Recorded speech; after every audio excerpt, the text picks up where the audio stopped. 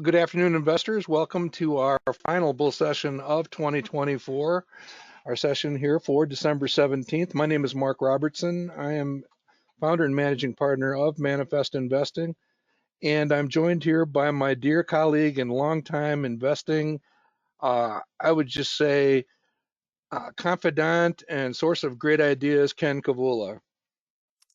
Well, thank you, Mark, Definitely a for the mentor.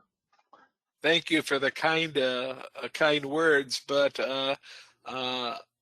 I approached you. You never approached me, and I've learned an awful lot in the ensuing 20 years or so. Yeah, that was kind of an invasion into the mid-Michigan area, wasn't it? Yes, it was. We Back had in we time. had kind of been very independent up till we got to know you. So Good, I'm clean I'm fun. looking at the pictures on the front page here, and Mark, why don't you identify the rest of the pictures just for the folks in the audience that might not know who they're looking at? And I know some of these people are actually in our audience today. Absolutely. On the left, that's of course us. We don't have our skates on yet on the left side of the picture. But next, going from left to right, looking pretty dapper and looking like he's a pretty good skater, Matt Spielman from Houston. Matt, did you take up ice skating in Minnesota or Michigan in your youth? No, I am not that great a skater. I've been in a snowball fight. There you go. I am wearing a Minnesota North Star shirt though. That you can tell like stars in the area, but they think they're Lone Stars, which they are now. That's right. They've also been captured. And in the very center of the picture, from the DC Metro, Maryland area, standing next to the Festivus pole, that would be Kevin Galogly. Good afternoon, Kevin. Good afternoon, and I guess I'm Pigpen too, so thank you very much. Well, somebody had to It's do just that. by random. All right, and continuing to the right of Kevin is Kim Butcher from, well, both Indiana and Florida, depending on how she's feeling or where her favorite country band is playing that weekend. Good afternoon, Oh, Kim. good afternoon. And since I was born in Michigan, yes, I am a good ice skater. There you go, with naturally curly hair. Yep. All right, and to the far right, I've included him because Ken Williams on the far right, he's a good friend of Kevin Galogly's, but uh, Ken made a heck of a presentation about Joseph Carlson and compounding earlier this year, and we look forward to part two. So I think Ken's with us. We just wanted to reach out and say He, thank you and he look is. forward to that. He is here, and he'll be quiet because he's the exact opposite of me. Oh, that's got to be editorial balance. Good stuff. All right, and then to the upper left, I don't know if he's with us, but he's the only one smart enough to have a helmet on the ice. That would be Ty Hughes, also from Kevin's area. And I had tossed Ty on there because he had given a presentation on the government thrift savings plan last year, which was pretty popular. It's always been popular in the past. We'll probably do an expansion on that here fairly soon. So, again, thanks for that. And he actually came up with a bunch of very rewarding ideas for last year's best small companies. So we're indebted to Mr. Hughes for that. And last but certainly not least, up at the top in the center is Betsy Wills from the Rocky Mountain, Colorado chapter. And Betsy also participated in the hunt for our best small companies for this year. And she will also be a guest damsel at the upcoming roundtable. I believe that's on December 30th, Ken. Is that correct? Yes, it is the day before New Year's. The eve of New It's a Year's Eve. Monday. It'll be a Monday, not a Tuesday, because Tuesday people will be out celebrating, or maybe they'll be like my wife and I, and they'll be in bed already. So Or perhaps not in a stock picking mood, or maybe a really good stock picking mood. Who knows? Interesting year. I don't know about you, Ken, but it's been a year to celebrate. Uh, a lot of the portfolios are looking pretty good. So as far as the knocking on stock wood. market's concerned, as far as my portfolio is concerned, this has been a stellar year up to this point. A very, very great year for the portfolios that my wife and I manage. I just give great thanks and a little bit of humbleness for being walking around with more money than I ever thought I would ever have. So Well, it is pretty cool, but I gotta confess, I didn't used to check stock prices quite as frequently as I do now, and I get a little bit upset when things go down like a percent or two, and it never used to faze me at all, but got kind of spoiled here over the last year or so. I Let's, will say, Mark, as I get older, I check it less. I used to check it on a pretty daily basis, and now I find myself checking it maybe once a week, maybe once every 10 days. So that's really weaning myself from the crack there for pretty well. well, I will tell you that when it comes to the retirement portfolios, I'm lucky if I look at them quarterly, seriously, and it's just the way things have been over the years. All right, we're going to talk a little bit about the groundhog legacy, a little bit of a long-term look. We did have our $5 million moment, although my colleagues tell me it doesn't count because it's intraday. We'll take a look at that. And just wanted to take the opportunity to look back at some of our favorite sessions during 2024 and just kind of close things out here. So I'll take us away unless you got anything else, Ken. No, I don't. Let's keep going.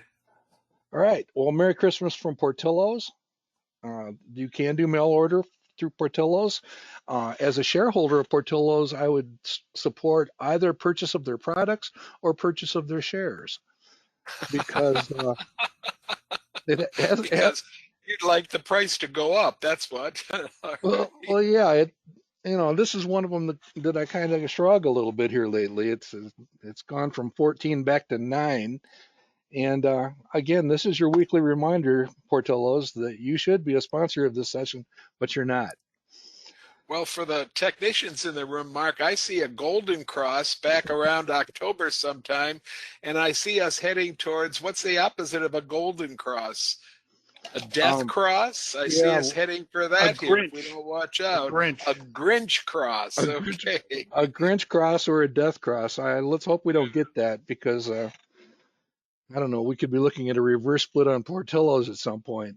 We get that. So no, I would say too, Mark, Out of the Doghouse, Dick Portillo's book is back as a monthly Kindle book, or if anyone wants to read history on it. I did pick it up online, so I need to perhaps read that over the holidays with my feet up by the fireplace.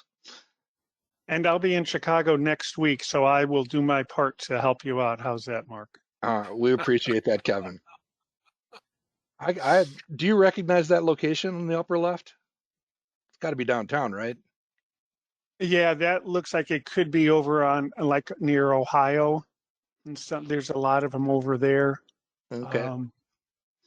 Somewhere like that. That could be. We got to do some sleuthing, and I'll even go to that one if you can find it. Okay. We'll see what I can do. Yeah, Kevin, don't forget to make sure you get pictures of the different hot dogs. Of the different what?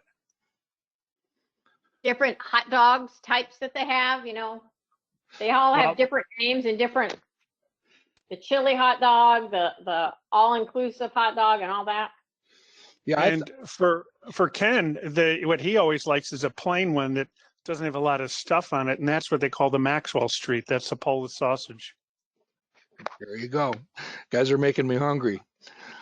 All right, here's our standard disclaimer. No investment recommendation is intended. This is entirely about education.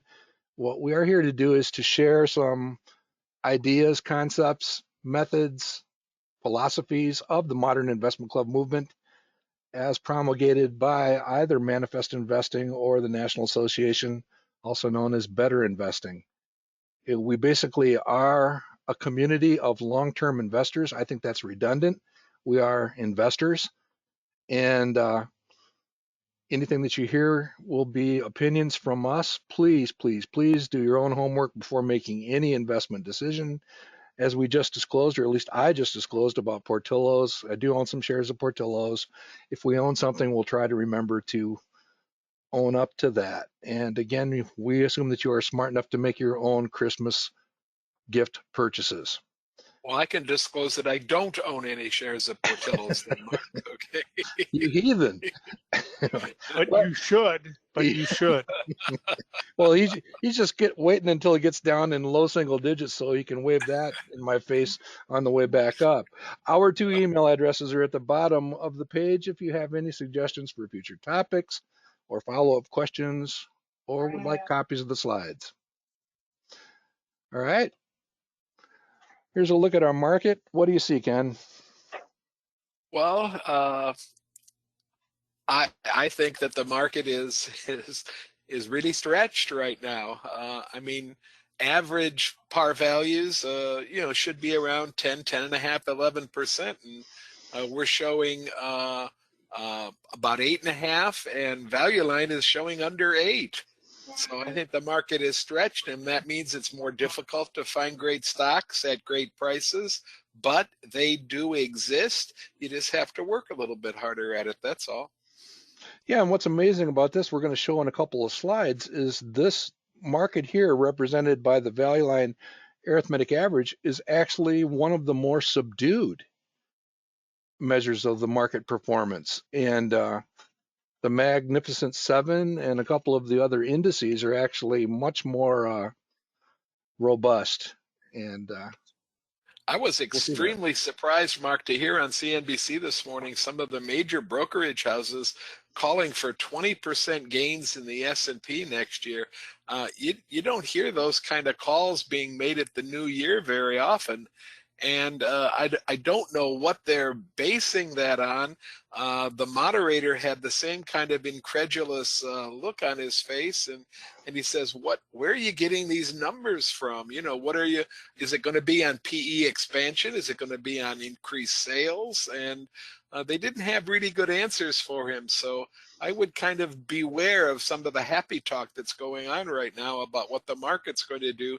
I'm not predicting gloom and doom, but I think when you say 20% as a, in an already overheated market, you're really whistling off at the edge of the I can't finish the analogy because I can't come up with something. Okay. Well, I guess the observation I would make is a 1 year, and we certainly show this year in and year out with the groundhog, how volatile it can be.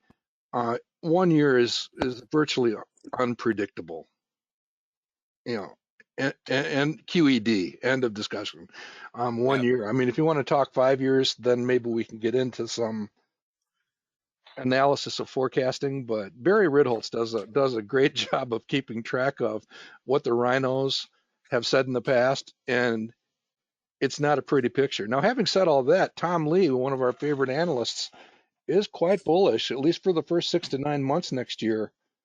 And he does predict a bit of a pullback at some point, but overall he's pretty bullish over the next year.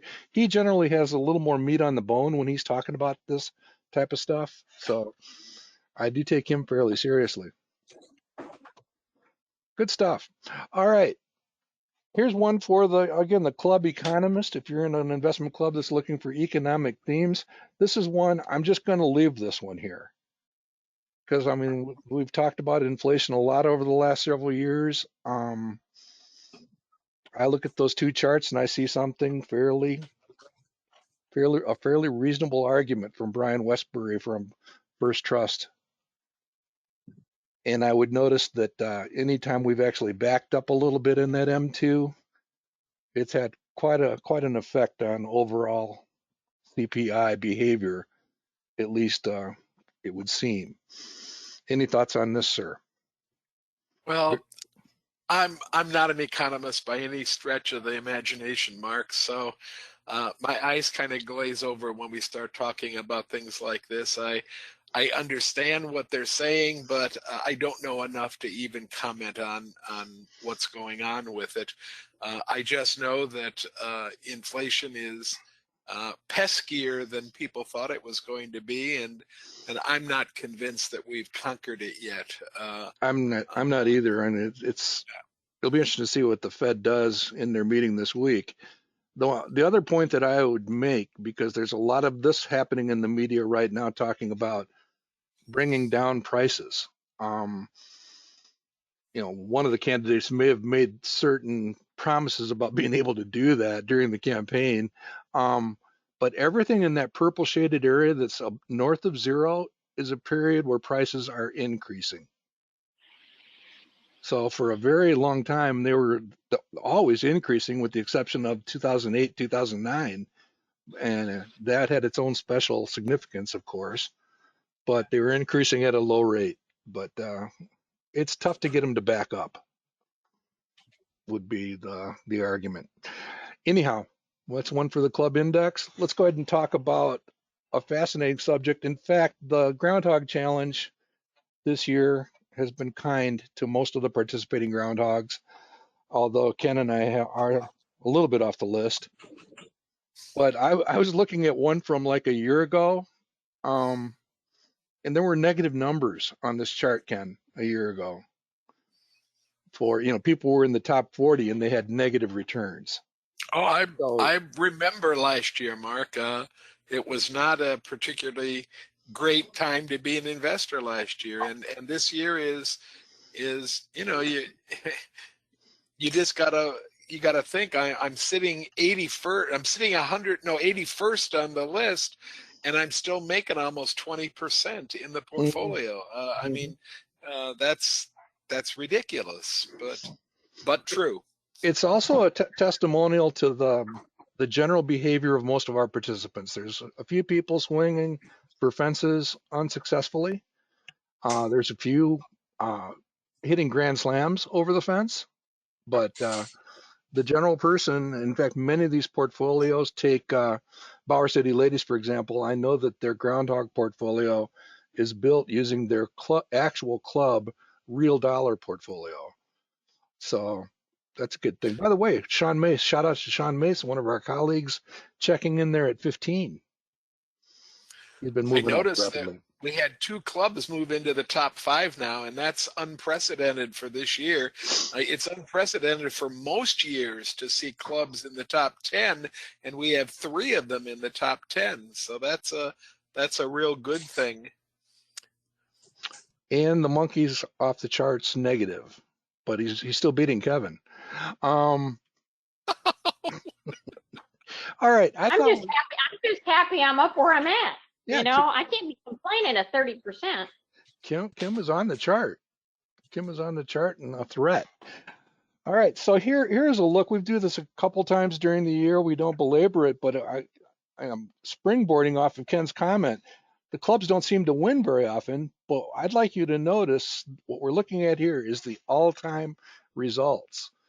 Some of the participants in this have been there more than 10 years.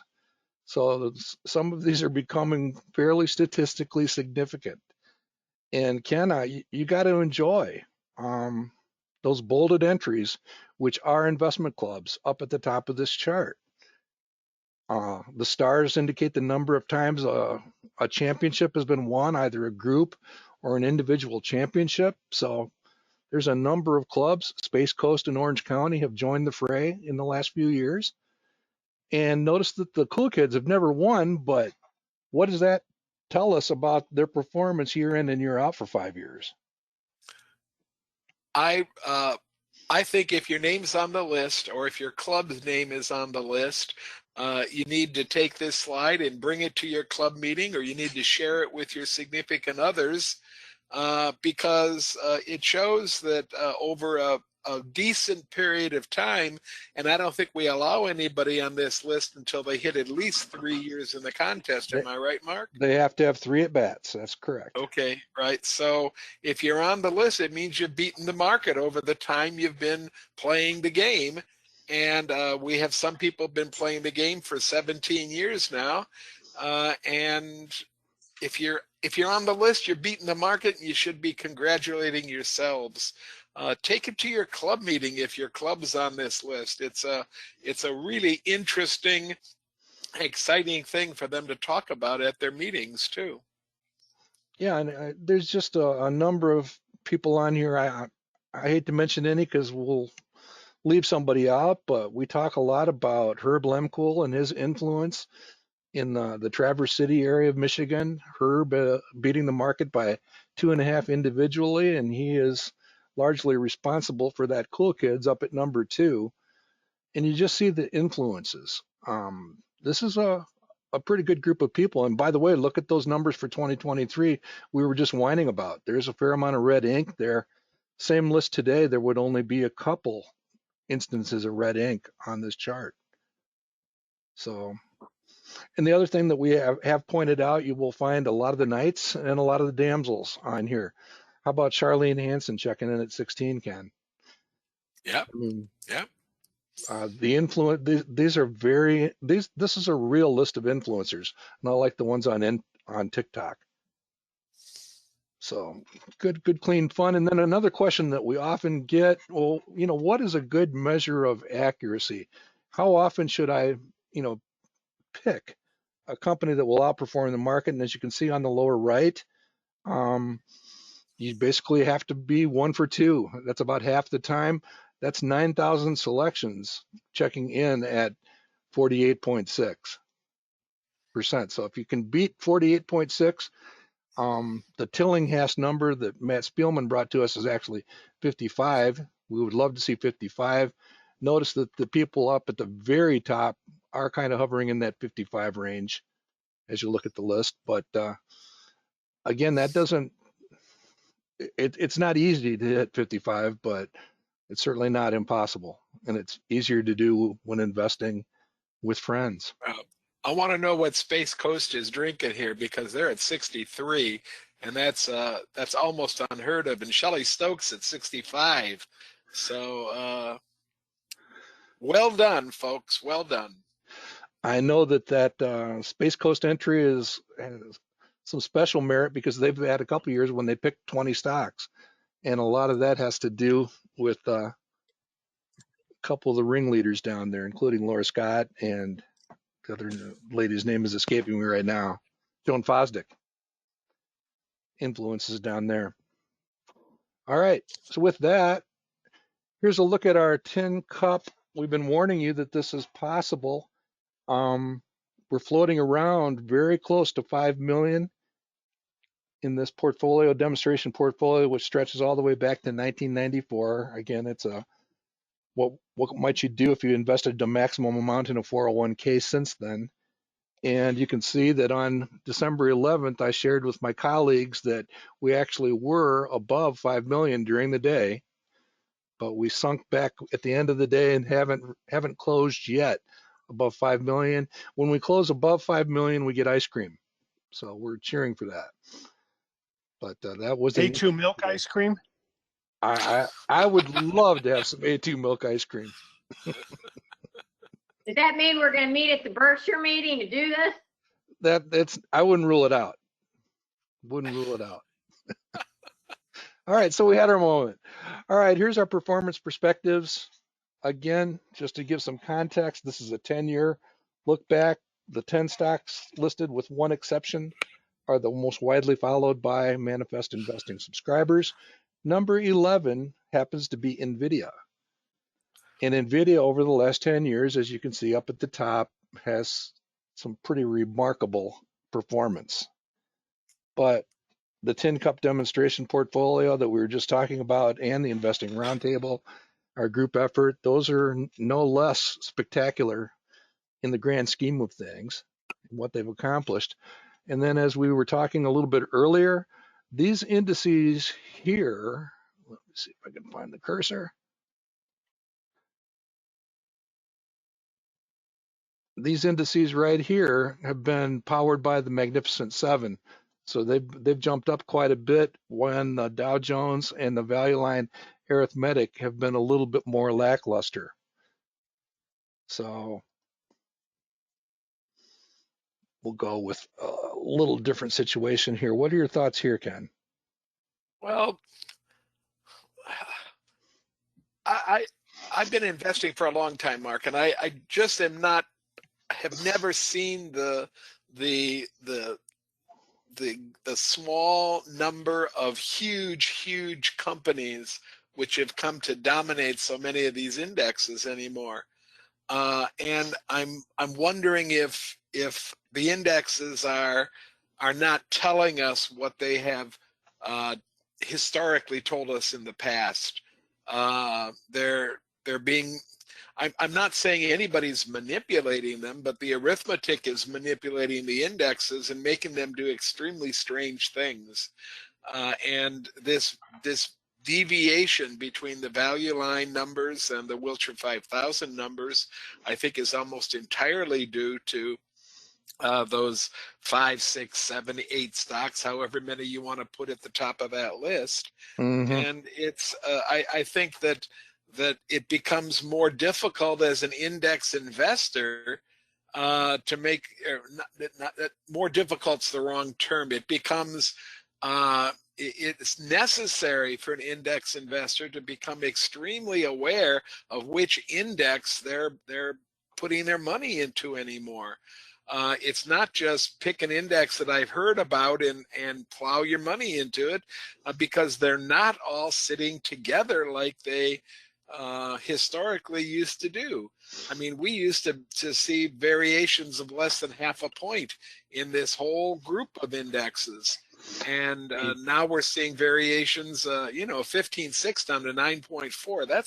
That's a pretty big distance between those two numbers. Yeah, and the value line arithmetic average has actually been slightly, call it slightly, 2 or 3 percentage points higher than the Wilshire 5000 historically. So again, there's a whole lot of gravity going on up here that's pulling those numbers up, and I don't see them slowing down, at least not monstrously anytime soon. But they can Advice that I've been giving to people, Mark, that ask me, what should I invest in if I don't want to buy individual stocks?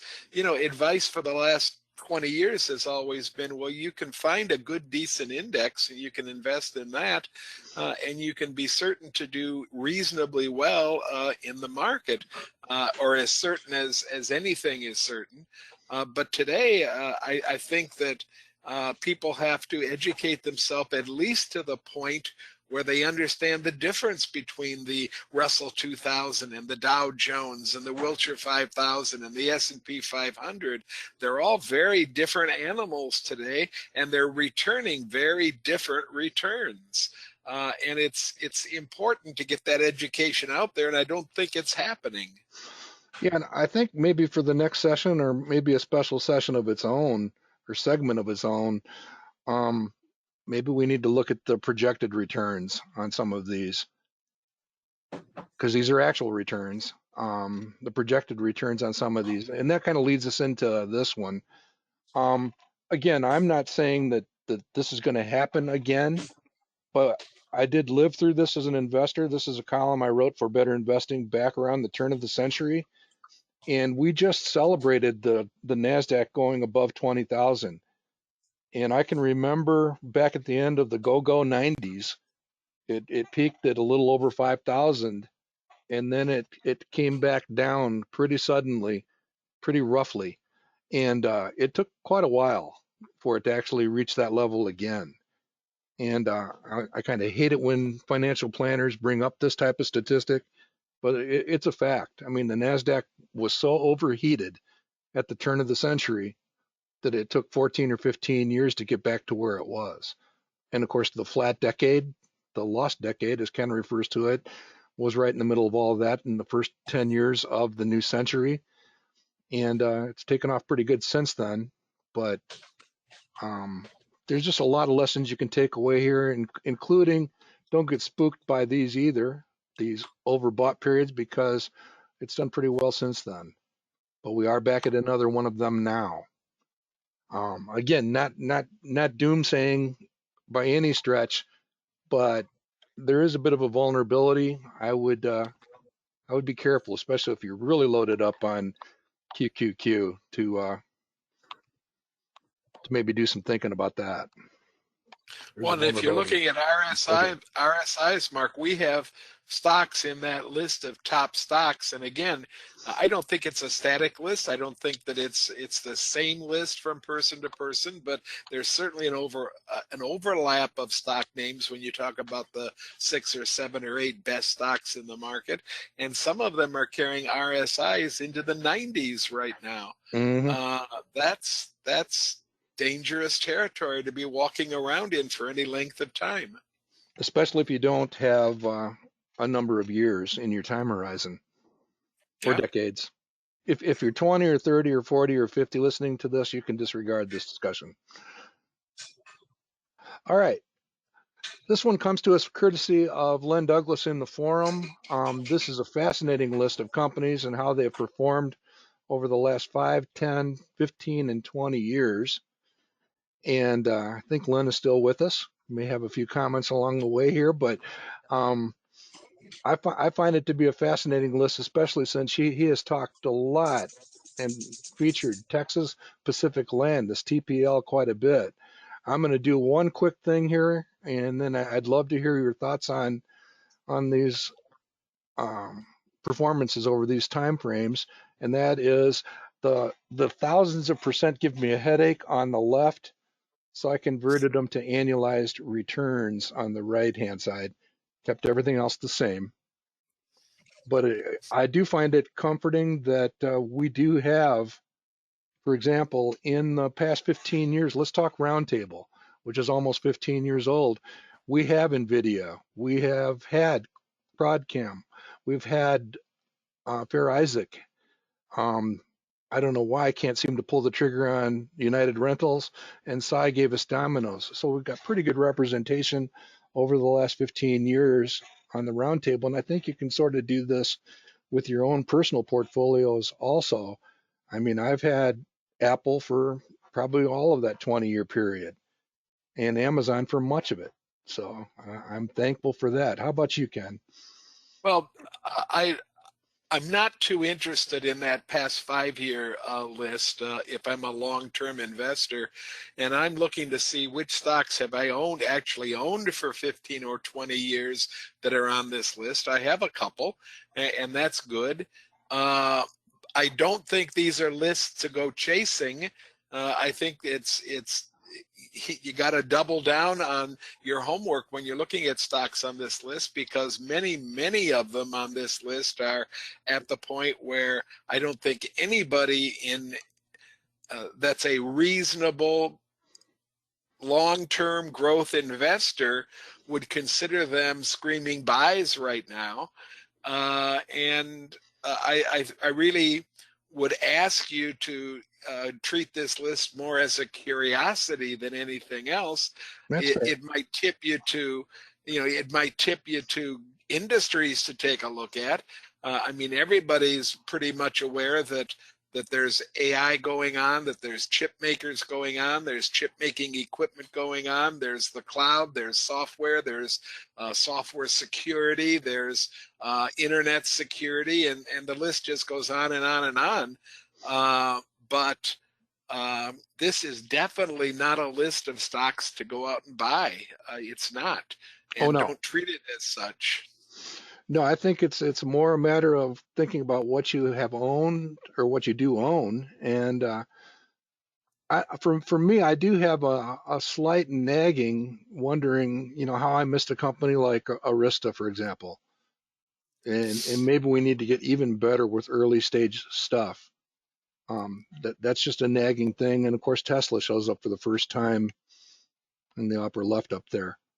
Now, the one that really sticks out and is quite a story is Texas Pacific and Land.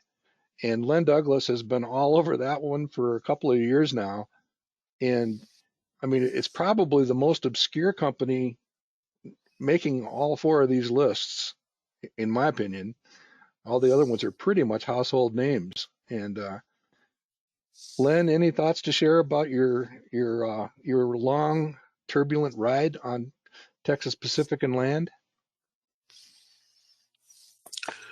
I'm going to give me just a second. I had muted Len, Okay, I know he's out there. and No, it looks like maybe no, there he is. Okay. And Len, you're unmuted on my end. Now you have to unmute on your end. There we go. Okay. Well, I don't believe there's a lot of people in the community along with you on that ride, Texas Pacific and Land, but it certainly Well, has been entertaining. I got a nice note from, I believe it was Sandra Castor, Uh-huh. forum about enjoying the journey. Well, there's a couple of you then. Yeah, TPL is an interesting company that's been around since 1888. Wow. It was formed out of the bankruptcy of the Texas Pacific Railroad. Wow. And it was a way to pay off the bondholders who had been impacted by the bankruptcy, because I believe the railroad had been granted something like 3 million acres of land in West Texas as for their efforts in developing the railroad. And for like 100 years, from 1888 up until 1988, the major business of the company, which was staffed with like 10 employees, had been to sell off land to return money to the bondholders, and also to buy back. They didn't have stock; they called them units. Mm-hmm. But to buy back units and reduce the number of units, and I believe they carved the number of units down from something like 16 million to it was around 7 when Texas Pacific Land converted from a trust to a C Corp in 2021. I think it was the 11th of January. But when you look at the fundamentals of it, it was a wonderful company. They, number one, had no debt. They had about 7 million shares of stock.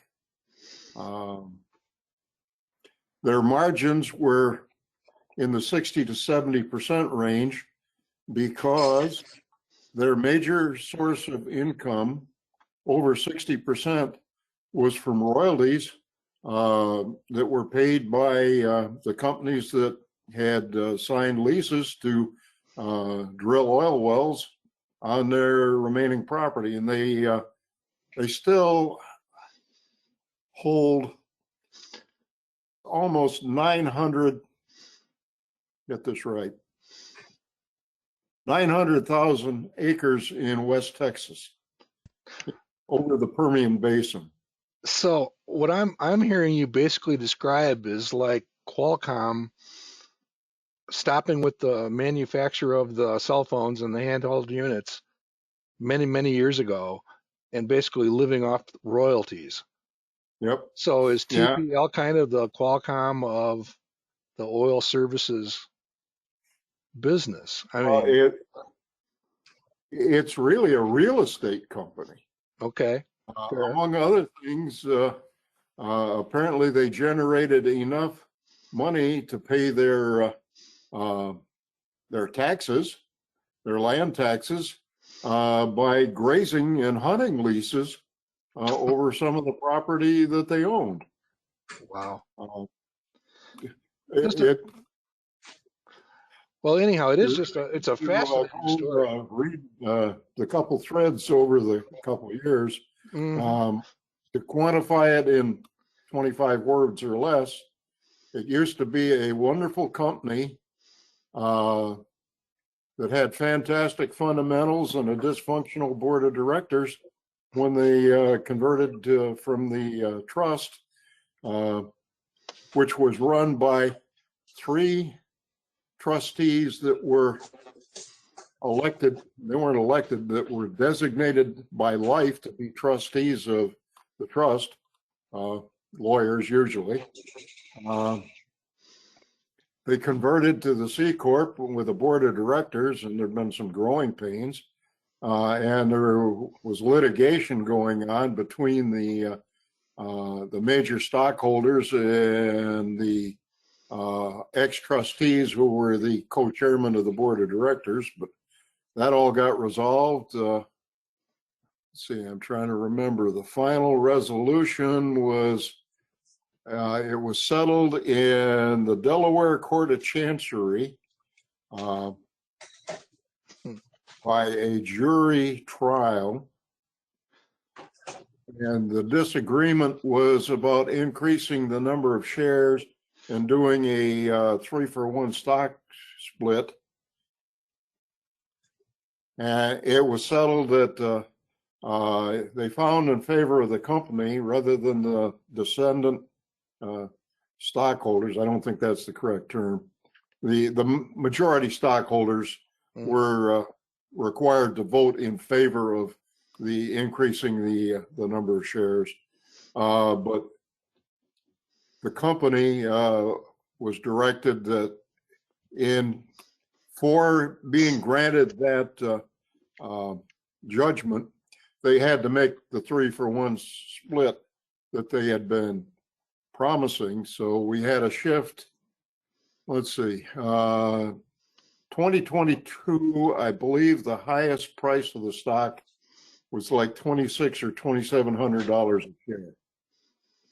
And I believe it was March 18th of 2024, with the 3-for-1 stock split, you divide that high price by 3 and the stock traded down.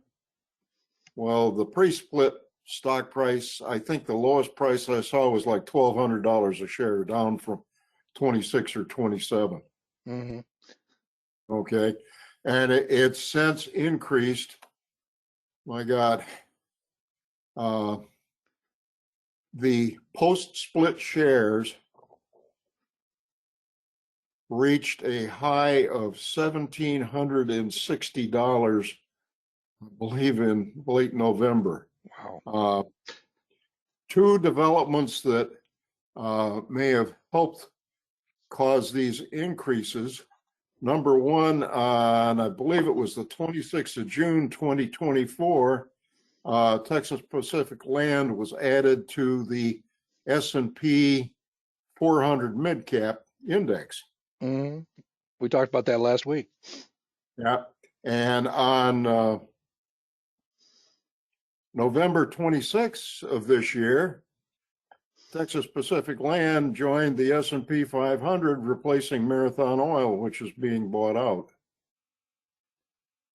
It's just an Katie, amazing bar the story. door. Yeah, It's I dropped guess back to a reasonable level, but the post-split stock price is still just under $1,200 a share. I guess the one lesson I would take away is this one appeared, I want to say approximately 10 years ago on Barron's Roundtable list, or it was some type of a favorite publication list, and I guess it's just a nudge to carefully consider and not be too quick to rule one of these out. So again, thanks, Len, and let's see how the drama continues. I think you and Sandy might have your own drama series on Paramount Plus one of these days. Good stuff. All right, let's take time to answer a couple of questions here. Here is one that came up when it came to it. This is one of the companies on that 5 and 10 year list, by the way, Arista Networks. One of them, I'm scratching my head over how I missed it. Yeah, we're currently updating the stocks in the database, and the question is basically what's wrong with the PARs. And what's wrong with the PARs is that they are in the middle of a 4-for-1 stock split. Been running a couple weeks behind on getting these taken care of, but they will be taken care of in the next few days. And you can see that they did a 4-for-1 stock split, and that messes up any number that is per share, and it also obviously messes with the PARs. One of the ways, as the questioner is already on to, is you can watch for something like this, is, well, first of all, this stock price does not match this stock price in the graphic. So that's your first clue. And again, this par being down there around low single digits is also another clue straight off the Chronicle. So watch that. Don't be afraid to flag me. I've taken care of a couple splits here this morning. And just to look at the company over time, it certainly has a lot of very attractive characteristics. One of the things I would point out is the stock price has moved around in a very turbulent fashion, and that has led to these certainly precedented swings in return forecast. So it could be real. All right. Here's another question that came in, and just wanted to take a moment to go over it. Again, the person asking the question also complimented Ken on continuing to remind that anytime that you own something and it has a double-digit sales growth, be slow to sell it. Makes total sense. And then the questioner went on to wonder about what's that sales growth number at Manifest?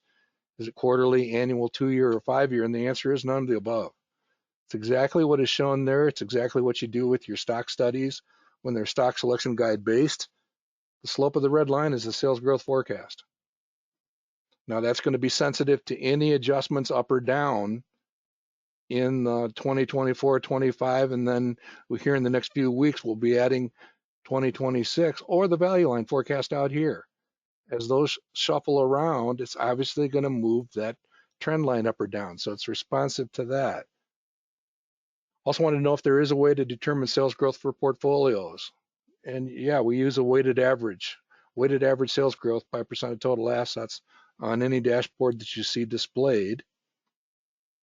And basically asking is, could you build your own chart to do that? You could with a spreadsheet. In our case, though, the sales growth trend is a continuous calculation that is regularly updated, and our source comes from Y charts. Any other thoughts on this, Ken? Well, I think that they're good, solid, basic questions, and you've given good, solid, basic answers, Mark. And I think the next step is to experiment with some of these things. I know that the gentleman that asked this question is not using dashboards at the present time. So my advice would be get yourself a subscription and try a few dashboards out, see what you think of them. Absolutely. Thank you. All right, so let's take a quick look. We've got about 10 or 12 minutes to go before we hit the hour mark. Kevin, did you have a thought? I thought I heard no, Kevin not chime at in. all. Nothing. Uh, I'm silent. wait, I'm licking my finger and marking in the air here. What I did is I went back and looked at some of the more popular segments or sessions over the last couple of years, just looking for, and then a couple of you sent me notes about a couple of which I pulled into the group, but our best small companies is always very popular. That goes back to Halloween of this year, and we'll talk about those in a few minutes. And then I found this session interesting. It's got one of the higher page view counts, and it was entirely about cognizant technology. And then we'll talk a bit about the stock panel from the COVID cancellation conference. Remember those, Ken? Back in Certainly do. the days when our face-to-face meetings went away for a while. And then some bull sessions moments. I wasn't sure why we had the astronaut stuff on there, but it'll come to me. This, like I said, this session back from June in 2019, approximately 5 years ago, was about cognizant, some of the challenges that they were facing. And we insisted it's probably not the end of the world, but they were going through a moment. And many people wrote to us and were grateful. We didn't listen to our own advice and take a time out or do any paring back of this most widely held stock in the roundtable. But we basically did say they were going through a moment in time. Again, this is 5 years ago. And we actually got a little bit of mail questioning our sanity and our virtues, Ken, if you remember back in that time frame. Certainly But, do. a lot of very faithful Cognizant shareholders out there that believe, and we believe too. It's one of our favorite roundtable stocks, but the fact of the matter was they were going through a moment in time where they were having trouble with their continuing commerce, and they also, I believe, had a brand new chief executive somewhere back in this time frame. But they were under some pressures, and this is one of those times when the drop in projected return was completely due to, stuff that we're seeing, in the stock study. Mark, I'm going to walk out to the edge of a limb here. If you back up one slide, this was happening about 5 years ago, and if you'll notice, we were still experimenting with the name for these sessions even. We were trying out Turnout Tuesday to see if that resonated with anybody before we finally settled on bull sessions. And I think that we were also battling the concept that manifest numbers were not just numbers that you and I sat in the basement all by ourselves and dreamed up. And so a lot of the mail came in and wanting to us to justify where we ended up with that sales growth. You can go up to the next slide now, where we ended up with that sales growth and that average PE ratio, because obviously those are two values that impact what's going on with the projected return. And we didn't play around with net margins very much. We left them pretty much the same. And we were making the point in this, besides talking about Cognizant, we were also making the point that we were relying on data from some very respected data sources, including at the time the first mention of Y charts. Which we were using and experimenting with. So this was kind of an introduction to the fact that Mark does not sit by himself or with a partner and make up numbers. Well, he does use not data often. sources. Not Not often, okay. And he does use respected data sources, and we're very willing to enter into a discussion, especially when data sources don't agree with each other. And you'd be surprised that happens a lot more than you might expect with companies, that you'll get 3 or 4 of the sources saying relatively one number, and you'll get one source that just is way off on the high side or way off on the low side, and you're trying to figure out what were they smoking that morning, So it was an evolution in the concept of bull session, and an evolution in the concept of demonstrating an SSG by showing that you could just put it down with pure numbers and a couple of simple charts and come up with a new version of an old friend.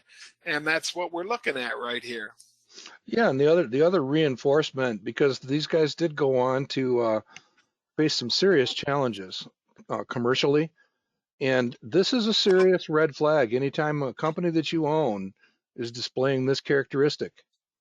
And what I'm talking about is the declining margins, the declining margin trend. You have to make a decision. Is that a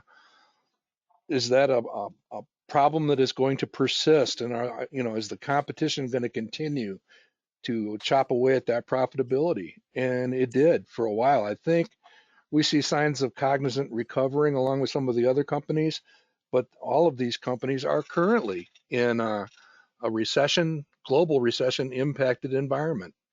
And we probably could have taken our own advice and walked away from Cognizant at some point with respect to the roundtable, but we have stuck it out, and it's done okay. Well, Mark, we also had a lot of discussion about that blue bar at the end of the PE ratio graph, the 2023 estimate, which was so much higher than any PE had been since 2012 through 2019.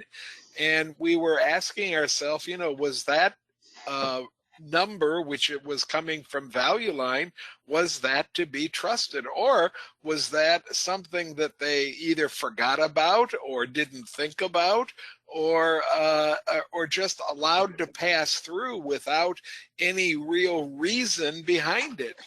And it turns out that the PE ratio is expanding a little bit. I don't think it's expanded back to what that bar says, however. Yeah, and sometimes we wonder what they're consuming at their end, but the 17 is more representative of a wider consensus, and that consensus coming from the analyst consensus, places like Morningstar, S&P, and others. And sometimes you get into a debate, living out on paper in a situation like this. And we're pretty confident that the guidance we're getting from our consensus numbers are better than they've ever been. And Ken's right, this was actually the birth of that effort years ago. Cool. All right, let's go ahead and take a bow here. This was the COVID cancellation conference panel session attended by a few of us and our dear friend Pat Donnelly from Pittsburgh, Hugh McManus from California, and then the other names are regular contributors to the roundtable. And I'll take 44% over 4 or 5 years. Well, and especially a relative return of 23%. And we're aware that Stone is taking that number and boosting it significantly, but I'm reasonably certain we can cross Stone off the list and still end up with a positive relative return, Mark. I'm sure of that too. And again, this was a situation where Pat fully disclosed that he thought this could be explosive in either direction. And he also disclosed that Warren Buffett was interested in this Brazilian company at the time. So, he fully set it up for an exit situation.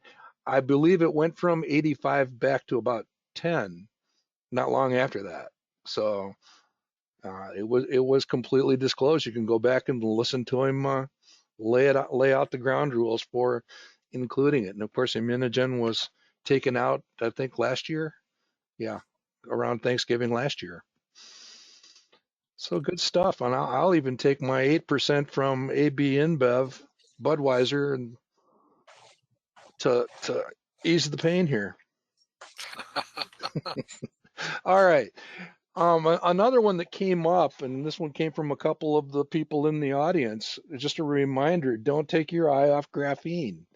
And I think this goes all the way back to some of Matt Spielman's background research that was inspired by the Google book, Life After Google. Yep. And in any news to report, Matt? Anybody making any commercial or commercialization gains that you're aware of? No, I've looked into it a couple times and really haven't followed it closely in the last year, for sure. Ever since we found the do-it-yourself graphene generators, really explosive autoclaves. But I believe the work continues going on. There's a lot of work you can see on the second part around batteries, right? So EVs for a lot of people or a lot of car companies are sort of slowing down. I won't say disappointing, but they certainly see a lot of programs canceled or delayed. There's still a ton of work on batteries, and particularly getting battery life to be longer, but I think there's a long way to go for safety as well as batteries for different uses like on utility scale. So I think there's plenty of money to continue chugging along. I've not really heard of any breakthroughs. To me, it's certainly not an exact analogy, but if you think about using carbon fiber in aircraft, they came along first in military applications, which are, at least when you think of fighters, smaller than commercial ones. But then they learned how to control that and work at that level, and eventually were able to apply it to commercial scale. So I think this is on a similar trajectory. There's certainly the basic science, the basic capabilities to do it are there, so that even serious hobbyists could generate some and play around with it. When it's that accessible, it's a matter of time and someone's attention to money to move forward with it. Yeah, and in fact, back at the time we made these presentations, you had shared a person literally making graphene in his garage or his home workshop, and it was kind of fascinating to watch that. Again, if you're not familiar with it, our message to you is at least become familiar with graphene as a subject and a potential investment. The way that they really captured my attention was it does talk about faster charging here. Um, on the EVs can charge quickly. Um, the way that they characterized that in the presentation was if you had a proper graphene battery and all of the hardware was graphene, you could literally charge an electric vehicle with an 800-mile range faster than you could fill your car with gas, a full tank of gasoline. So it would take less time to do that, and that just shows you the incredible potential and why it's something to keep your eye on. Mark, the Wolves Investment Club stumbled upon graphene about this time when we were looking at chips to buy. We were fascinated with AMD and a couple of other companies at the time. And right up there in the second bullet point under the number one, where graphene is thought to maybe be able to replace silicon in making chips. And if that happens, then you get faster and smaller electronic devices, and that's a whole new generation then uh, of transistors and chips that can be used to make a whole new generation of new things, whatever they might be. So that's where we came across it. We're getting a very interesting comment from our audience here from, let me get the name again, make sure I have the right name, from Cheryl. And Cheryl would like us to sometime do the exercise. She knows that Prove came along later than 5 years ago. It's a little bit newer than that, but she'd like us to run Prove on those 2019 numbers of Cognizant just to see where the Prove would have come out on Cognizant at that point. Okay. I don't know if you have all the data available to do that, but it would be an interesting visual for the next bull session in 3 weeks if we can do that. Okay. I have made a note. All right. All right, let's go ahead and wrap up. And I stumbled across this as just a reminder about our other portfolio demonstration that we don't talk about this one too much, but in a nutshell, what it basically is we took and built a collection of 4 or 5 utility companies that throw off enough dividends to pay the electric bill. And what you're looking at is the fourth quarter ledger for that portfolio. You can see the dividends and the utility payments there in red. We're on the annual payment plan, so the 12 months of energy bills are divided by 12. And the key element is shown here by the green arrow. We have to keep that number in the black or in the green. And we have done that since this whole thing started back about 4 years ago. So 4 years of utility payments made. There's an allowance here for some taxes here in a few months. And I discovered, I don't know what happened here. I don't know if Value Line temporarily dropped Next Era Energy, the old Florida Power and Light, but I'll restore them to the database. They just had disappeared from my dashboard, so put it back. But the bottom line here is the utility bill has been auto paid without drawing down this balance for 4 years now. And then we also stumbled into coming together as a group to understand this alternative investment. JP Morgan Equity Premium Income, the ticker is JEPI. If you're not familiar with that, it's a hybrid income fund that you can dig into and understand better. You can see that the payments listed up here are variable and they are monthly. So have some fun with that. All right, here's a tribute to Ken's fear of apes and monkeys.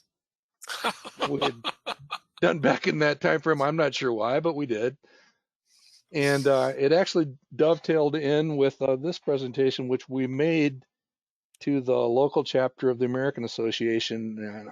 And Ken, probably one of the more entertaining days as a presenter in my life, because we had a very attentive audience that many of whom questioned the sanity / wisdom of investing in common stocks.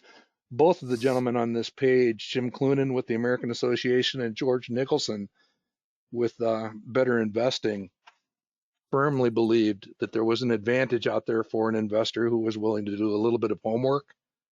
And I hope you remember that day, Ken. It was a good one. Yeah, I think the word skeptical could also be applied to that audience, Mark. Okay. Yeah, we had a few of them talking to themselves and wandering the aisles, so it Yep. Yep. definitely was hitting home, and in a good way. I don't mean to make fun. I mean, in a good way. We nudged some thinking. So a lot of it had to do with Well, that. I have some good news, Mark. Also, I didn't realize you were going to bring this up today, but one of the gentlemen that was at this session on March 21st just attended his second meeting with B.I. Baker in preparation for joining that club. Excellent. Was living in Fenton, and he got kind of excited by what we were saying, and he's now going to become a member of B.I. Baker. He has never been a member of a Better Investing Club in his life. He's always been AAII, and now he's going to join a Better Investing Club. And represent both, as many of us do. Yeah. Good stuff. All right, and then this was part. I'm basically going to close with this one. This is a little bit dated, but it still makes the point. And this is one that we consider to be quite powerful. And every time I go through this, in this case, we're talking about, this is a few years old, so the rate of return since inception for the roundtable tracking portfolio, by the way, it's now 17.1, and this was a couple years ago, but this was 15.9 at the time, and we talked about the reality that 250, almost a third of the selections had dropped down below the $1,000. We put $1,000 of roundtable night money into each selection made by the roundtable, the monthly program going back 14 years now.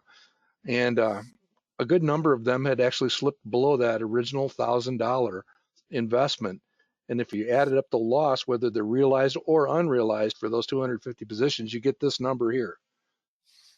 And then you take a look at the reality that at the time, the 5-time selection of Microsoft, $5,000 invested, the gains, so that the balance was 63,000, right? The gains in Microsoft alone, that one single position selected 5 times, completely overwhelms those 250 losses. And every time I look at a version of this, and we've done updated versions of it, I just think it's worth sharing. I'm sure we shared it that day in Troy, in the Detroit presentation. Well, this could have been the very slide, Mark, because it's not often that a single slide takes and silences your audience, and this slide or a variant of this slide with different numbers maybe silenced that audience for about a good 30 seconds. We didn't hear any reaction, and then the hands started to go up all over the room with all kinds of questions about it.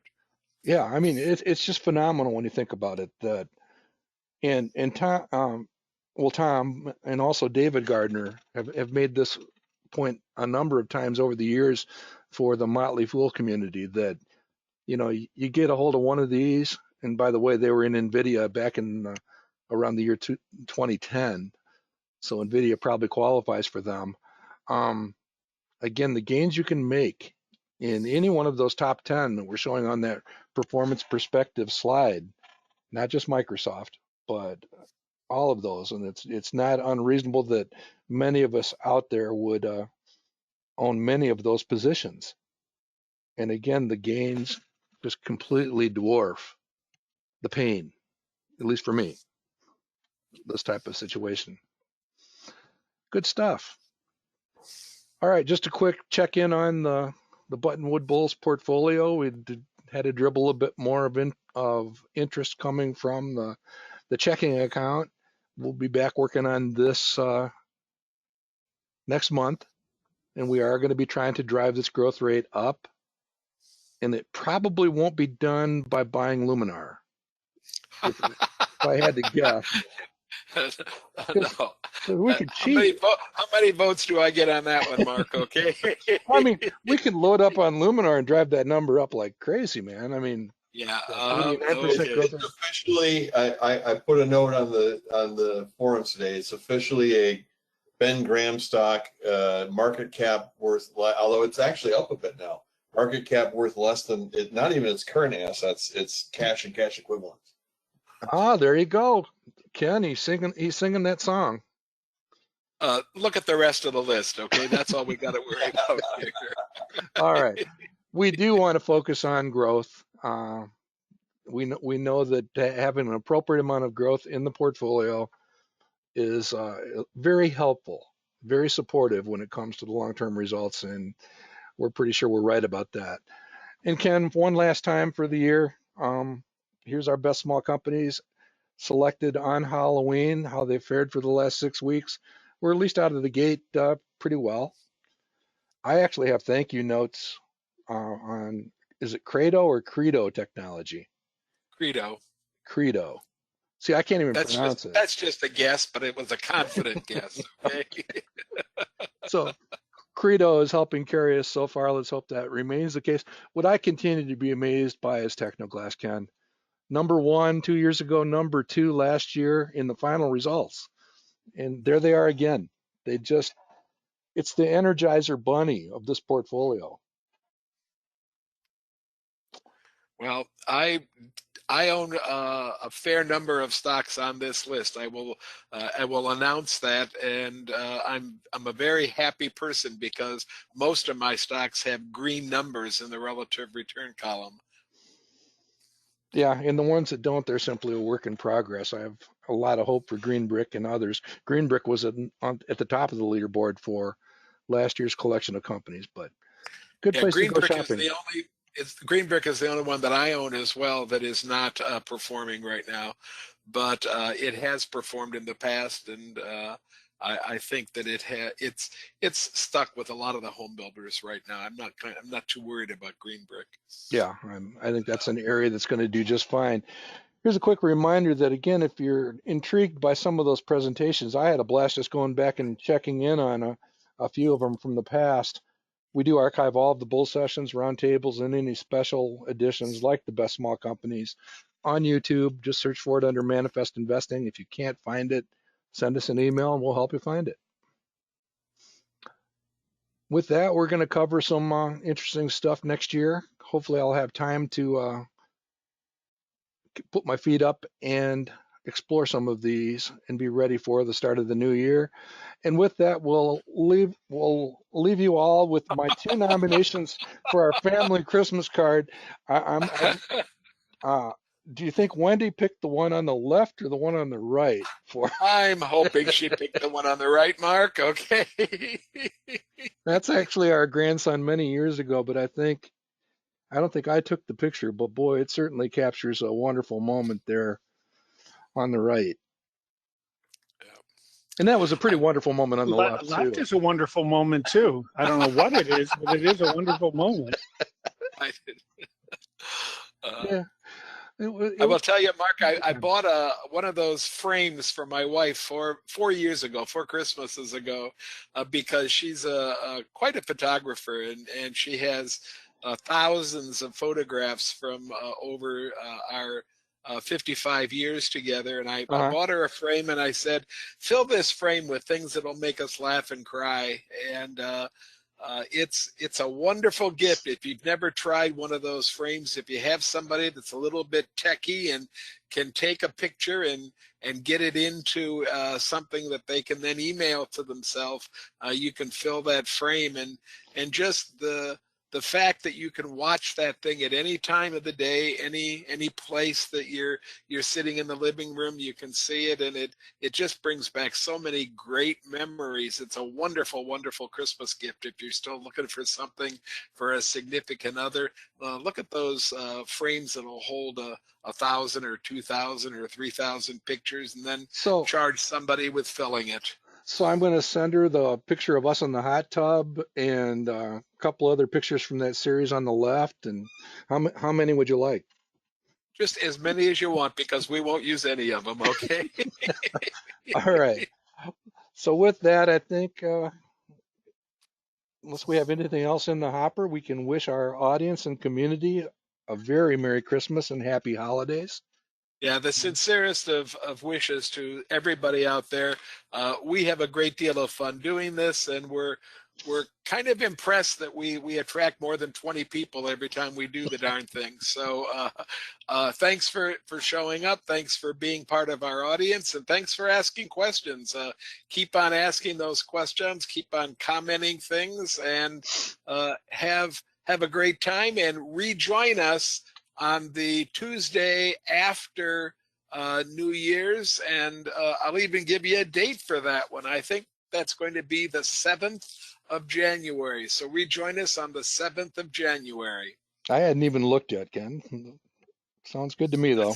That's the first time I did, Mark, so we're all set, okay? All right, 7th of January works for me. All right.